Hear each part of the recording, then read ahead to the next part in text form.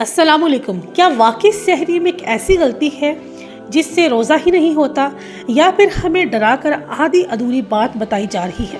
آج میں انجینئر محمد علی مرزا صاحب کی اس ویڈیو پر ریاکشن دینے لگی ہوں، جن کا ٹائٹل ہے سحری میں غلطی نہ کریں تو روزہ نہیں ہوگا۔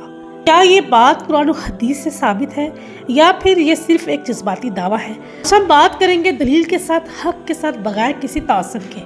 ویڈیو کو آخر تک ضرور دیکھیے گا، کیونکہ آج فیصلہ دلیل کرے گی، نہ کہ جذبات۔ چلیے ویڈیو کا آغاز کرتے ہیں۔ آپ صلی اللہ علیہ وآلہ وسلم نے فرمایا سحری کھایا کرو، سحری کے کھانے میں برکت ہے۔ یعنی سحری کو ترغیب دلائی گئی ہے کہ اس کو کھانا ہے۔ یہ اکثر لوگ 8 پیرا روزہ رکھ لیتے ہیں بغیر سحری کو، بڑا فخریہ بتاتے ہیں، جبکہ یہ فخریہ چیز نہیں ہے، تو چھپانی چاہیے۔ سحری کھا کر روزہ رکھنا یہ برکت کا باعث ہے، اور آپ صلی اللہ علیہ وآلہ وسلم نے اس کی ترغیب دلائی ہے۔ اسی کانٹیکسٹ میں دوسری حدیث ہے صحیح مسلم کی، مشکات میں 1983۔ آپ صلی اللہ علیہ وآلہ وسلم نے فرمایا ہمارے اور اہل کتاب کے روزوں میں فرق ہی سحری کھانے کا فرق ہے۔ یعنی یہود و نصارہ کی مخالفت کرنی ہے، وہ بغیر سحری کے روزہ رکھتے ہیں، تم سحری کھایا کرو۔ وہ رات کو ہی کھا پی لیتے ہیں، صبح کے وقت نہیں اٹھتے، اور پھر اگلے دن اس طرح روزہ رکھتے ہیں ابھی بھی۔ اور جو مسلمان ہیں ان کے لیے سنت یہ ہے کہ وہ سحری کا اہتمام کریں گے، کیونکہ اہل کتاب کے روزوں میں اور ہمارے روزوں میں سحری کھانے کا فرق ہے۔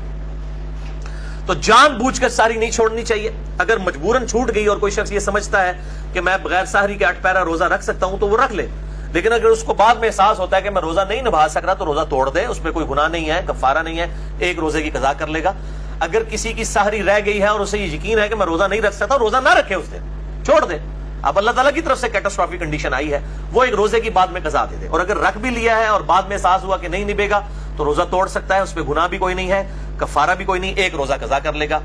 اور اس پہ ایک ایکسیپشن ہے، آپ صلی اللہ علیہ وآلہ وسلم کے حوالے سے بخاری اور مسلم میں حدیث موجود ہے، اور مشکات میں اس کا نمبر ہے 1986، کہ آپ صلی اللہ علیہ وسلم وصال کے روزے رکھا کرتے تھے، بغیر افطار کیے اگلے دن کا روزہ اور پھر اگلے دن کا روزہ، اس طریقے سے مسلسل کئی دن کے روزے رکھتے تھے۔ بعض اصحاب نے آپ کی سنت کی پیروی میں روزہ رکھا تو ظاہر ہے وہ پھر مسجد میں بے ہوش ہونا شروع ہو گئے، تو آپ صلی اللہ علیہ وآلہ وسلم نے ان کو ڈانٹا، اور آپ نے فرمایا ایکم مثلی، تم میں سے میری مثل کوئی کون ہو سکتا ہے؟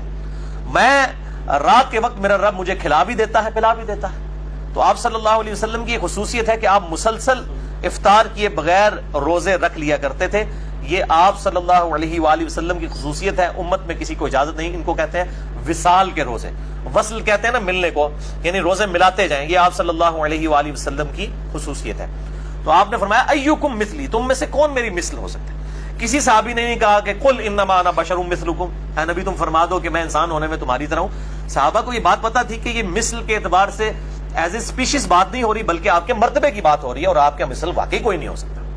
تو یہ دو ایکسٹریم ہیں، ایک طرف اہل حدیث علماء ہیں، بعض وہ ہر بات کے اوپر جو ہے وہ قل انما انا بشر مثلکم کے تحت کوئی ایکسٹریم رزلٹ نکالتے ہیں، دوسری طرف جو ہے وہ بریلوی ہیں، اور وہ مطلب اس آیت کو پڑھنے کو آپ صلی اللہ علیہ وآلہ وسلم کی توہین سمجھتے ہیں۔ دونوں ایکسٹریم کے اوپر ہیں، درمیان کا راستہ یہ ہے کہ آپ صلی اللہ علیہ وآلہ وسلم کے مرتبے میں کوئی مثل میں نہیں ہے، لیکن جو سپیشیز ہے، آپ انسان ہیں، انسان ہونے کے اعتبار سے آپ صلی اللہ علیہ وآلہ وسلم کی مثل باقی انسان ہے، لیکن مرتبے کی بات نہیں ہے۔ مرتبے میں تو انسانیت کو ناز ہے آپ صلی اللہ علیہ وآلہ وسلم کی مبارک ذات پہ۔ تیسری حدیث سنن ابی داؤد میں ہے، مشکات میں 1998۔ آپ صلی اللہ علیہ وآلہ وسلم نے فرمایا مومن کی بہترین سحری کھجور کھانا ہے۔ یہ کھجور صرف افطاری کے لیے نہیں ہے، سحری کے لیے بھی ہے سنت، اور بلکہ اس کے اندر بڑی طاقت ہے۔ ایک کھجور کے اندر آپ سمجھ لیں تقریباً 2 روٹیوں کے برابر کیلوریز موجود ہوتی ہیں طاقت کے اعتبار سے۔ تو سحری کے وقت کھجور کھا لی جائے، طاقت کے لیے بڑی اچھی چیز ہے۔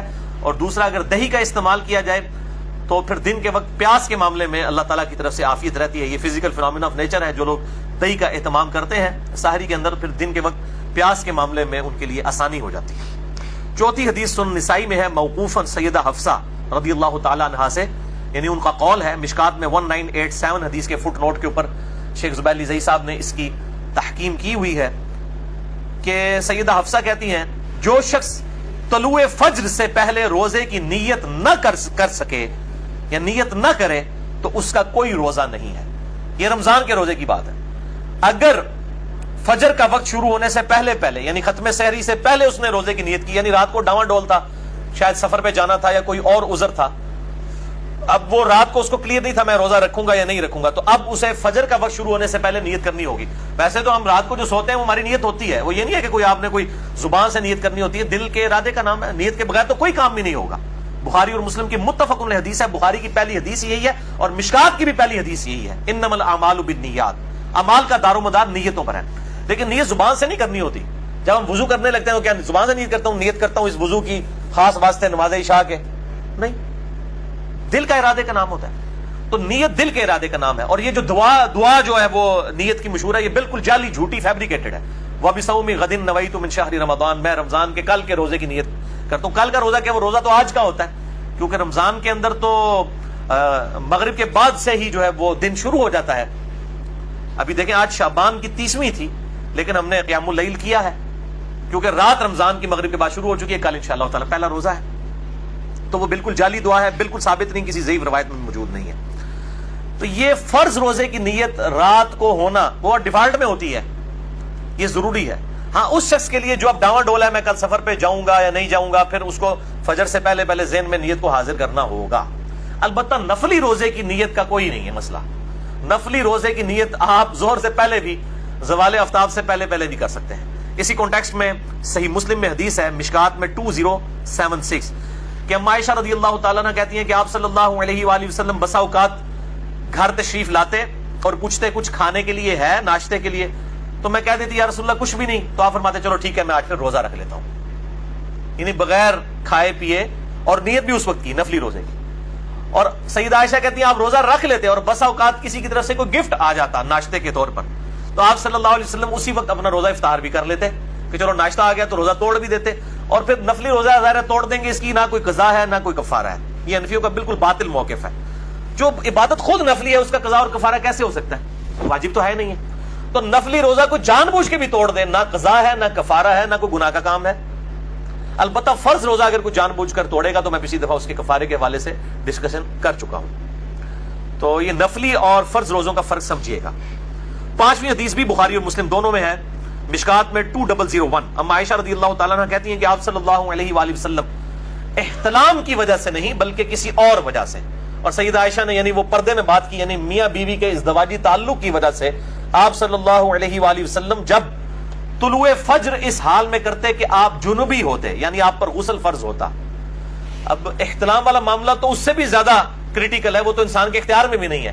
آپ صلی اللہ علیہ وآلہ وسلم اپنی بیویوں سے ازدواجی تعلق کی وجہ سے, یعنی پری پلانڈ, آپ کو پتہ بھی ہوتا کہ میرے پہ غسل فرض ہے, آپ رات کو غسل کر کے نہ سوتے بلکہ اسی طریقے سے سو جاتے, اور صبح اس حالت میں اٹھتے کہ آپ جنوبی ہوتے اور ختم سحری بھی ہو چکا ہوتا, یعنی طلوع فجر بھی, یعنی آپ نے سحری بھی نہیں کی ہے اور غسل بھی نہیں اتارا ہوا, تو آپ صلی اللہ علیہ وسلم اسی حال میں روزہ رکھ لیا کرتے. یعنی روزہ رکھنے کے لیے جنوبی شخص کا غسل اتارنا ضروری نہیں ہے,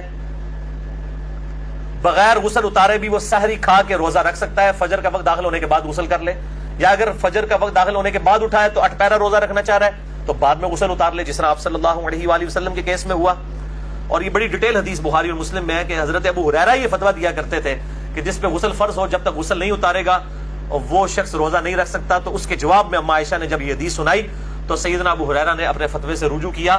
اب حضرت ابو ہریرہ رضی اللہ تعالیٰ عنہ آپ صلی اللہ علیہ وآلہ وسلم کی وفات کے 30 سال تک بعد میں بھی یہ غلط فتویٰ دیا کرتے تھے, اور جب سیدہ عائشہ سے ان کو یہ بات پتہ چلی تو انہوں نے رجوع کیا. رکھیں کہ سحری چھوڑنا کوئی فخر کی بات نہیں ہے, بلکہ سحری کھانا سنت بھی ہے اور برکت بھی, جیسا کہ انجینئر صاحب نے ذکر کیا اس ویڈیو کے اندر کہ نبی صلی اللہ علیہ وسلم نے واضح فرما دیا کہ ہمارے اور اہل کتاب کے روزوں میں فرق ہی سحری کا ہے. اسی لیے اگلی بار خاموشی سے, محبت سے, سنت سمجھ کر سحری کھائیں اور برکتیں سمیٹ لیں. اللہ ہمیں سنتوں پر عمل کرنے والا بنا دے, آمین. آج کی ویڈیو صرف یہیں تک, کل ملتے ہیں ایک نئی ویڈیو میں ایک نئی ریاکشن کے ساتھ. فی امان اللہ.